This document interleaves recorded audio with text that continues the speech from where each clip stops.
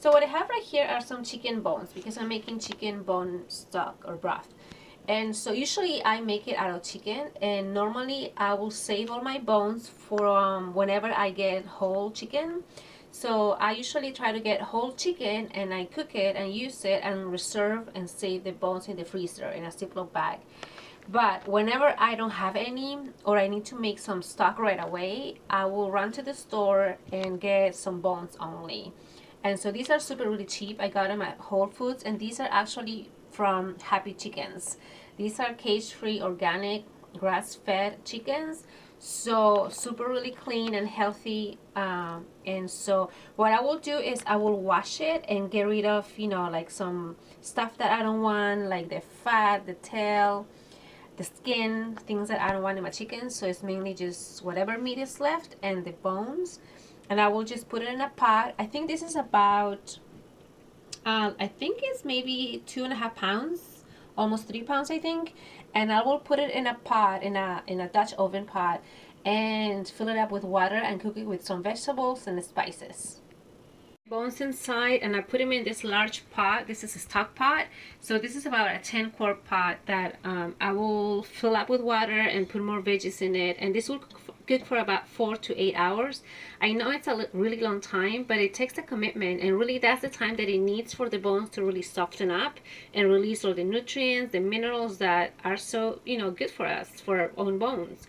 So the other thing too that I will do is I will add a splash of vinegar, because the vinegar will really help soften up those bones so that it will be easier for the nutrients and minerals to just seep through and out to the stock, to the broth that we will be drinking. And so I'll add some more water and fill it up with more veggies, and I'll check on it later. Another tip, you guys. So whenever you're cooking with vegetables and you feel like you need to throw away the scraps, don't. Save them, put them in the freezer, because this is something that you can use when you make your stock. So basically here I'm saving, for example, like some pieces of celery, the end or the core of a cauliflower, the ends of a cabbage that, you know, you don't, who eats that, right? I had like the endings of the more celery, some stems from kale that usually they're too rough if you don't want to chew on them in your food, so you will save that. Here's another, like the outer layer of a cabbage that I was using this cabbage to make sauerkraut, so I didn't need that outer layer, so I just saved it with the core so I can throw it in my pot. Here's more, you know, celery and kale. I also roasted a bunch of garlic. I saved the peel of the garlic because, again, every single part of the plant or of your vegetables is full of nutrients. So, and especially this one, because it's roasted, it has some flavor. So I do save all of that, guys. Here's like the end of, I think, yam.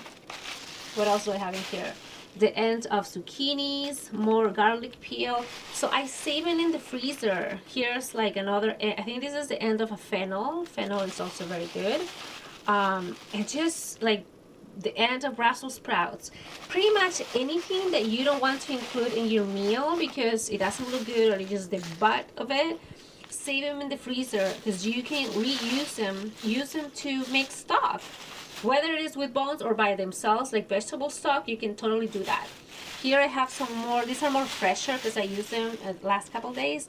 Some fennels that I might use this for more cooking, but like the ends, you know, that are not really looking good, I might use them for stock. Here's also a whole bunch of leek ends that I used, and sometimes I don't use everything, so I might not use this whole thing, so I will throw these, cut them up, wash them, cut them up, and throw them in the pot. So the other thing too is that I particularly make sure that most of these are organic or super really clean, sustainable, and so they don't have pesticides. So I really make sure of that. So that's it, guys. So here's one tip that you can use, hopefully, and let me know how it works. So there they are, my vegetables. There's some mushroom stems that I don't use sometimes because they're too tough. My kale stems that sometimes, again, they're a little tough when I make my stews or my soups, so I just remove them and save these in the freezer. What else? So again, those are my little celery. I think those are the celery that I wasn't using for some cooking. I have some core, like cauliflower core. I have some cabbage. Yeah, guys. So these are scraps that normally you will throw them away, but I will always recommend to save them because again, these give a lot more flavor, obviously, and you might not need to use fresh vegetables like that you have to buy to put them in.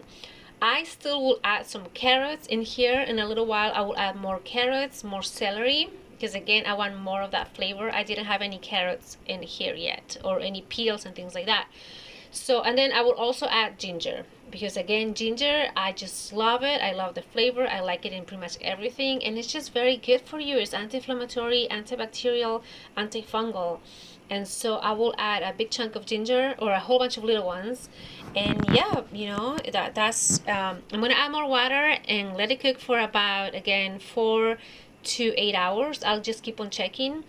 There's that range of 4 hours to 8, because in between I might remove some to make some soup, or to use to cook my beans or rice and things like that, and I just keep adding water. So that's the thing too with this, is that you can have it cook it throughout the day and use it as you need it, and just add more water to it so it keeps on cooking and giving more, making those bones release all the good stuff that they have. And so yeah, so that's really how I do it. That's how I roll.